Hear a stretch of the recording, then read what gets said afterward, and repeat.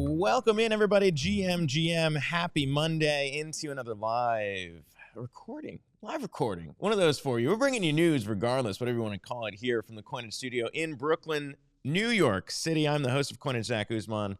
Excited to be recapping all of the big things happen. People are being blinded out there, ladies and gents, when it comes to ApeFest and what we saw. We're also very excited to see that the Simpsons are highlighting NFTs. We might be back, ladies and gents, as Bitcoin still contains the joy that is getting back to $35,000. And we're going to dig into a little bit more about the other projects that are catching some attention around the crypto sphere as well. A lot to discuss, as is usual, when it comes to Coinage Spaces live recordings on Mondays. And of course, still Ripple impacts coming from the Sam Bankman-Fried. Let's call him by his legal name, ladies and gents. Sam Bankman-Fried getting convicted in the SDNY. People still chatting about what that means for the rest of the crypto space, and excited, I think, in general, to move on beyond it. And excited to announce another project coming from Coinage, the way that we have been doing it since inception, the ability for a bunch of our community to finally name the crypto project of the year. We're going to dig into that later on in the space. But first off, why don't we just start with the excitement around The Simpsons, because it's something that I think a lot of the NFT community, shall we say, has been celebrating, because it's been a while since anyone in the mainstream ecosystem has given NFTs the light of day, and to see it happen on The Simpsons Treehouse of Horrors, pretty interesting, given the fact that a lot of people have left the entire space for dead. And to see it highlighted, just want to play a clip, I think, if we have it here, of what the hell was going on in The Simpsons Treehouse of Horrors talking about NFTs. Bart was converted into an NFT. Nate, is what happened. We got it. Give me one second. If we got it, we bring it up. Let's play it, ladies and gents.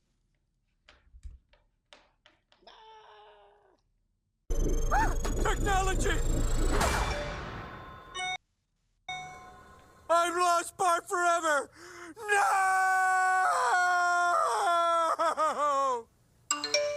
Yes!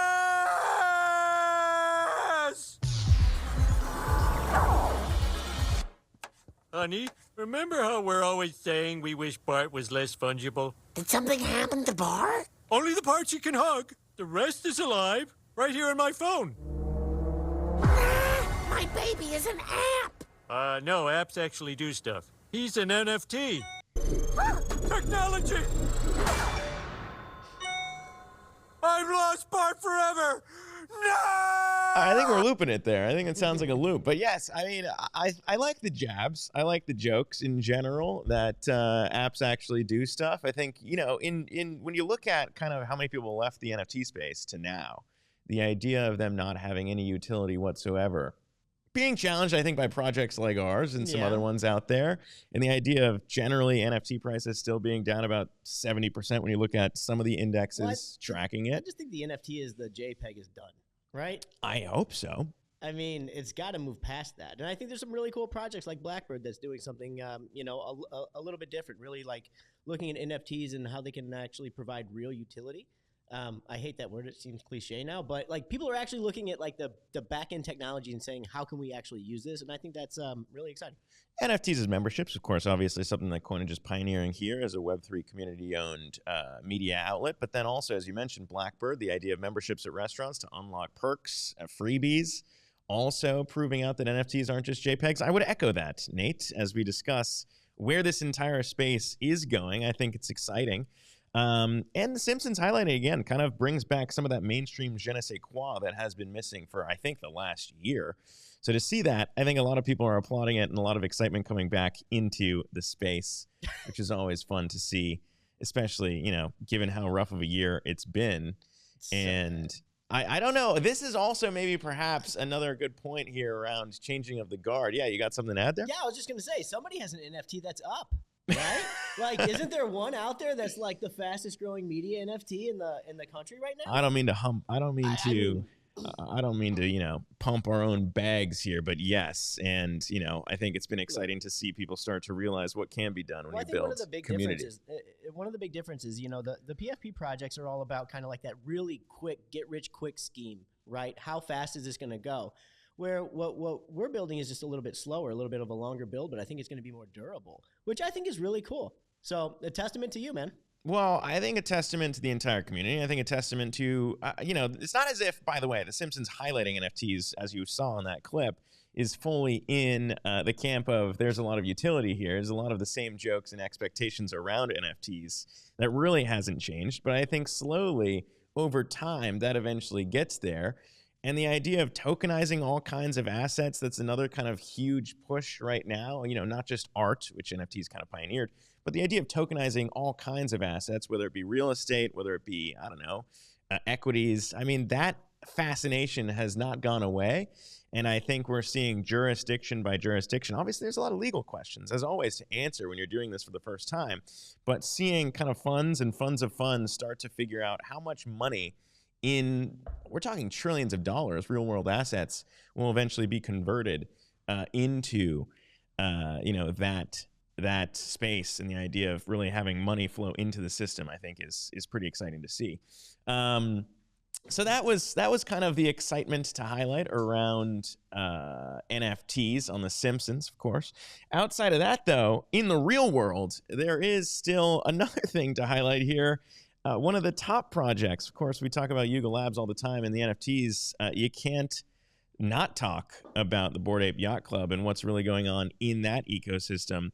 And over the weekend, a lot of attention being brought to ApeFest. It's a big conference, really, where a lot of people in that community come together to celebrate what Bored Apes and the rest of Yuga's NFTs in that community are able to do. Still a thing, still very live. And these headlines, though, are really, I think, a lot of people are having fun with this idea of what happened at ApeFest. And, it's not, I don't want to bash on Bored Ape Yacht Club. I don't want to do it. But the headlines coming out of it, ApeFest attendees report experiencing eye pain. I don't know if you can show what I have pulled up here, Nate, but ApeFest attendees report eye pain. Yuga Labs says less than 1% affected is the report from Decrypt. And really what happened here was UV light being shined directly into the attendees' eyes. This happens a few times at concerts that don't really have the right lighting. And there are a lot of people, and by a lot of people, I mean more than one. I don't know how many people. They say it's only 1%, but a lot of people had to go to the hospital to basically get eye drops and recover from the UV light being shined directly into their eyes, which maybe isn't the most pleasant experience, though perhaps if you're in the world of NFTs, par for the course in terms of pain. But I mean, there are only so many crypto events that are popular. It's like, can you please get it right? You know what I mean? Like this, the industry at large needs as few of these types of headlines as possible. God damn it. I mean, this is so they've speculated, and this is probably true. The idea of, the light bulbs being used to disinfect surfaces, that's not exactly what is, wanted when you're attending some of these things, to have that light shine directly into your eyes. So that happened. And a lot of people are maybe, rightfully so, talking about the event itself. But regardless, there were other reports of long lines, et cetera, et cetera. Yeah, but how was the event? Like, have you heard anything about how the event went? Was it, something where there was, I don't want to say something as lame as good vibes, but did it feel optimistic? I mean, obviously, we weren't there. Coinage was not boots on the ground. But I mean, it's just another one of those things where you think about project leaders and, the event's one thing. The other thing over the weekend that I think was also much discussed was this idea of, one of the Bored Ape members basically being let go due to previous tweets that were problematic, racist and anti-Semitic. And when you think about a project that is so tied to the NFT space in general, anytime Yuga has issues, people look at them as the whole NFT space. And so it's so tightly watched. And so I think, there have been accusations, by the way, of Bored Ape and the artwork, being tied back to some, racist tropes. So anytime anything's brought up in that vein, always highly scrutinized. But, I think it's just, I don't know why we pay so much attention to it. I mean, obviously by market cap, you kind of have to. It's because Jimmy Fallon and Justin Bieber made a big deal out of it on national TV. Sure, and that's going to happen, I suppose. But, it's one of those things that's just kind of, I'll never understand it as someone who's on the outside and thinking about all the other NFT projects. And we'd love to have them on, by the way. Pudgy Penguins, Luca Nets. Whatever happened with Jenkins? Jenkins the valet, also it's been a long Splinter. time since we've heard about that, you know. Yes, but anyways, there's just a lot to watch there, and of course, I don't want to say they're not doing good things. There's also the clothing exclusives that Bored Ape Yacht Club continues to pioneer and everything else like that. So, there's a lot to keep track of in what they're doing, and I think maybe perhaps fair to say a lot of room for improvement in some of the initiatives that they're launching as well. Beyond that, though, obviously, of course, this is not a show just about NFTs. There are also big news headlines to get caught up on, especially if you were living under a rock. Last week, the conviction of Sam Bankman-Fried, guilty on all 7 counts. We broke that news here on Coinage. We discussed it with Bernie Madoff's former legal prosecutor, Mark Litt. And now the big question turns to, all right, he was convicted, he's guilty, now what? Essentially, what happens not just to him, but his co-conspirators and the crypto space as a whole? And I think they're all fair questions to ask. And I think, when you think about what happens to him specifically, max sentencing being 110 years in the case of SBF, a lot of people are asking how long is he going to be in jail for? I'm not sure how much that has to do with the price action, which we'll get into in a second when it comes to crypto, Bitcoin, and the like. But a lot of people are still interested in knowing that the sentencing is coming in March. So you still have to wait until we get to March to figure out how many years Judge Kaplan's going to assign Sam Bankman-Fried. Could you imagine, just for 1 second, being in the position of SBF? You had this grand plan for your life, your vision, everything was going 100% your way. And you're sitting there, and in less than 5 hours of deliberation, you're found guilty, and now you're staring at 30-something years in prison. Well, when you say 30 years, I think that's worth getting into, honestly, because I do want to touch on why people think it might be decades in prison.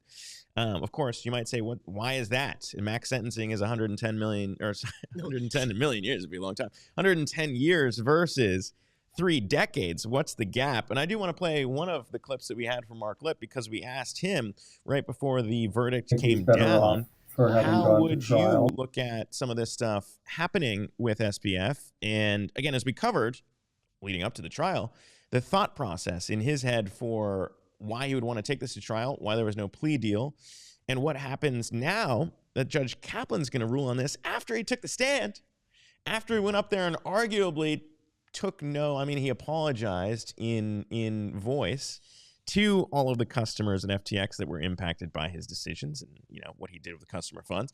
But regardless, as we're going to play in this clip with Mark Litt, the judge takes into account how he appeared on the stand, what he's done in this trial, which of course he was in jail even before the trial began because he leaked diaries from his co-conspirator, Caroline Ellison. So he was already basically punished before the trial even began, and now the same judge. I just want to say, though, it is 100% on him for that. Yes. He tried to manipulate and strategize every single little piece. He tried to game theory this out, and it just did not work for him. Because reality met him in that courtroom, like smack in the face. He's sitting here talking about this complex operation and all of this, do-gooderism. And at the end of the day, it was just such a very simple question. Did you take money? Yep. Did you tell people one thing and do another thing? And no matter how much he tried to obfuscate that point, no matter how complex he tried to make it or how much he tried to off-put that blame onto these other people, everything pointed back to him. And when you strip everything bare, it was so basic. Yeah, and I just want to play Mark Litt's clip here because, that's one of the main questions of when you weigh all those risks and rewards, what happens now on the other side, now that it did take less than 5 hours, now that you were found guilty across all 7 charges, what does that mean for sentencing now? And is SBF better off? Take a listen to what Bernie Madoff's former prosecutor, Mark Litt, told us. I don't think he's better off for having gone to trial and having testified. If he had just pled guilty straight up and put together an amazing sentencing submission, an accepted responsibility, and all the rest, all of that would be taken into account by Judge Kaplan when it comes time to sentencing. And taking the stand and testifying, if the judge thinks you lied, that increases, again, under the sentencing guidelines, what the advisory sentence is going to be. And as a practical matter, it affects the judge. If the So there you go. I mean, it affects the judge. And if you think about that, again, through this whole trial, Judge Kaplan really did let everyone on basically a really short leash. Whether it was the defense and what they wanted to include, he didn't include much. Whether it was, what SBF wanted to say on the stand, we, of course, had that day on Friday 2 weeks ago, the idea of what he could say. The jury wasn't even in the room. They basically had just a preview of Sam and the prosecution and defense talking about what he was going to do. It was kind of, the defense called it a deposition, which is kind of unheard of. They're like, we never have someone pre-take the stand and the prosecution gets to ask them all the questions that they're about to pose in front of the jury to poke holes in it. And so, the other thing Mark Litt said is, of course, this is widely expected, of course, Sam's defense team is going to appeal the ruling. And surprisingly, Mark Litt said there are a couple things in there that might be appeal worthy, which is interesting because, sometimes the judge tries to block the prosecution from being so aggressive as to help themselves to say, look, we know the defense is going to appeal at some point. We might, not want the jury to hear some things, but also on the grounds of appeal, we might let them do it anyways because it might make their appeal case stronger. So I'm saving you from yourselves, prosecutors. In this case, though, Mark Litt was saying that did not happen. So you basically have Bernie Madoff's prosecutor saying, look, there are some things here that could see the light of day in an appeal. So I'm not saying that this is all going to be reversed. It's interesting to see kind of what the defense team comes out and says in the way that this trial was handled. And obviously, when you have guilty verdicts across the board, maybe that dents the idea of an appeal. But, that's something we're going to see. Not only that, but the speed with which they were. Also the speed. I mean, that was fast, bro. It was fast. And the other big question now, too, not to be overlooked here, are the co-conspirators, right? I think it was fast, and it was concise, and it was unanimous in the way that the verdict was applied to SBF. But a lot of it was because of what his co-conspirators admitted to and already took the plea deals on. I feel like the delta between Sam Bankman-Fried being a genius and how stupidly he handled this case, that's a wide gulf. Yeah, but also, what did you have, right? And that's what we said. There was already, you're so neutered in what you wanted to do in your defense. We saw what he wanted to do, and we saw what the judge allowed him to do. It took Mark Litt 10 seconds to take a look at that and say, this is going to go really poorly for Sam. I think it took even less time for other people around the cryptosphere to take a look at it and say this was going to go bad. Everything Mark Litt said came to fruition. Yes, everything Coinage highlighted came to fruition. But I would also want to say here that, when you look at what's going to happen to Caroline Ellison, to Gary Wong, to Nishad Singh, the co-conspirators in this case, a lot of people are asking now, what happens to them? Yeah. Will they get jail time? Yeah. They pled guilty to a lot of the same charges SBF was convicted of. Instead of maybe, going to trial, which they maybe could have done if they didn't want to take a plea deal, they cooperated. And so the question becomes, even though they might be at sentencing facing the same, not quite 110 years, but certainly decades in prison, max sentencing guidelines for them, what happens to them? And we asked Mark Litt the same thing, because some people are speculating maybe Gary, Caroline, and Nishad get off with no prison time. Maybe they actually did do what some people thought might be impossible, is become a billionaire in a conspiracy, take customer funds, and get off. But here's what he told us. He said maybe they might not have any prison time. Take a listen. If the government writes a letter, as they will, to the judge explaining what the meaning of the cooperation was and how it helped them build a case against others, very often defendants that would otherwise be facing 20, 30 years may wind up with probation. So you might just get probation is really what we're talking about there. Caroline Ellison might just get probation. Nishad Singh might just get probation. Gary Wong might just get probation. Meanwhile, one of my favorite's a hard word, but Martin Shkreli gave Sam some very interesting advice on how to how to survive prison. I'd like to just read just a little bit of what he had to say because it was so on point. Yeah. Sam, by now you have made contact with Flacco. Good.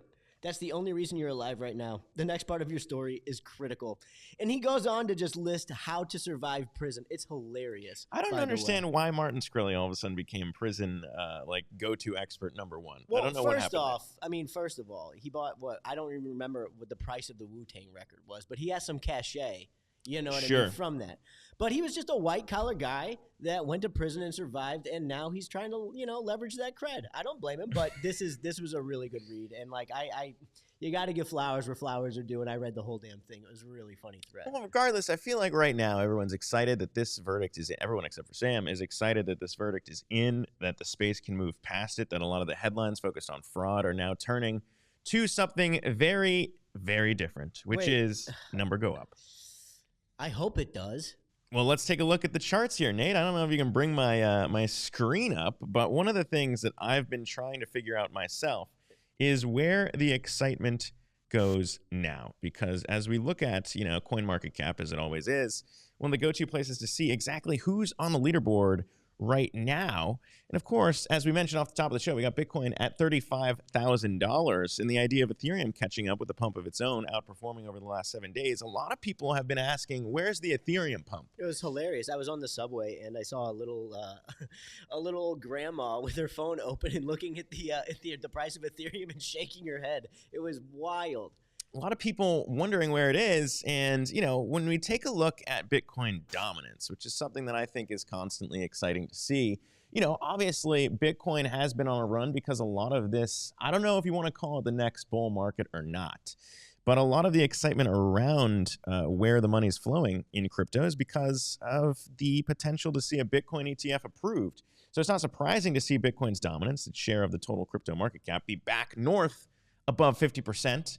Means all the money in crypto, half of it belongs to Bitcoin. Well, and where are we at with the BlackRock?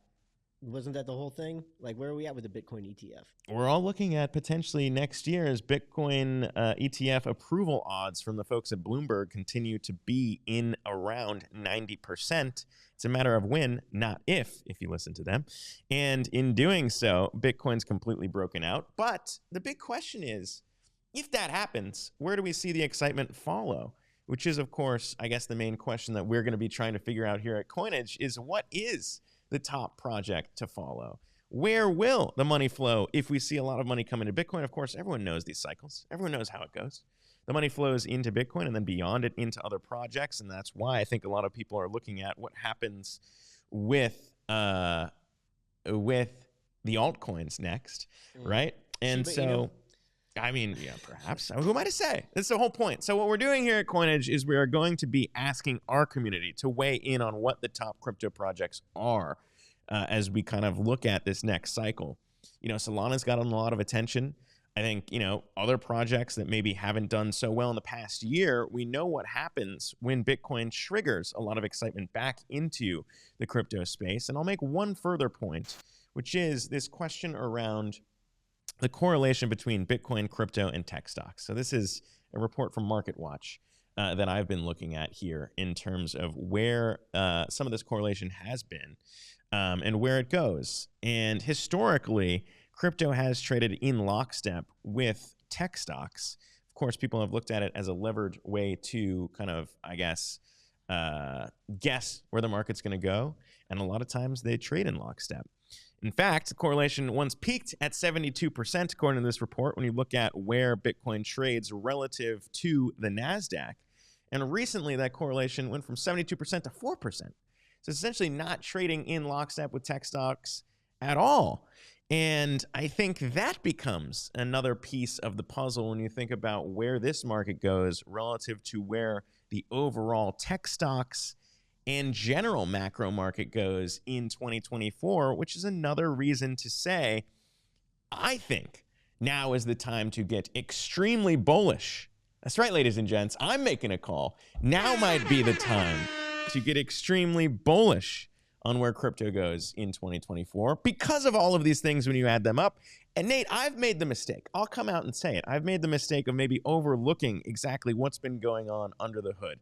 There have been a lot of headlines and a lot of reasons to not be bullish on crypto. Yeah. FTX, Sam Bankman-Fried, take your pick. Well, Fraud, not good. Overall, though, there's a lot of pent-up excitement in what's going on, and where the hell are all of these funds that are trying to put together Bitcoin ETFs going to get that from? They're going to have to pay an insane premium to get people to part with their Bitcoin, and it is true. It's a matter of when, not if. But are you putting your money where your mouth is? I would put my money where my mouth is. The question I have. Are you putting your money where your mouth is? Not if. I am. And the question I have for the coinage community and anyone in crypto is, where do we put our money beyond just Bitcoin? That's the question we're going to try and answer this month and next month as we put together the competition to find the best Explain this project to in me. crypto. How's the competition laid out, Goose? Competition's laid out by, we're going to have a lot of project leaders come on the show in the ensuing months and talk about their projects. And we're also going to have our own community members weigh in on what the best projects are by hearing what these project leaders have to say and voting using our NFTs to crown a Coinage Crypto Project of the Year.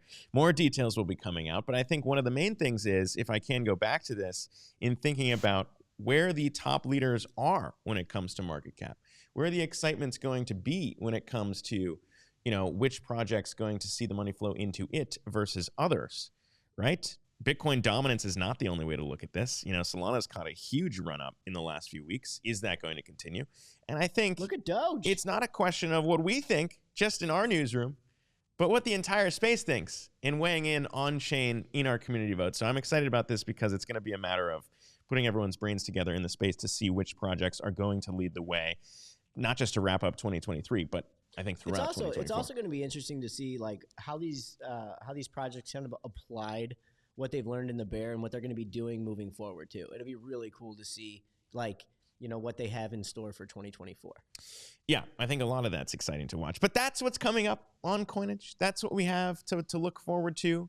These are the things that have us excited, not only the Simpsons NFTs, not only people being blinded at ApeFest, not only the idea of when, not if, when it comes to Bitcoin ETFs getting approved, but also all the other projects that I think are driving excitement in Web3, in crypto again. And of course, a lot of shout outs to be had to some of the projects coming on the show to defend what they're working on.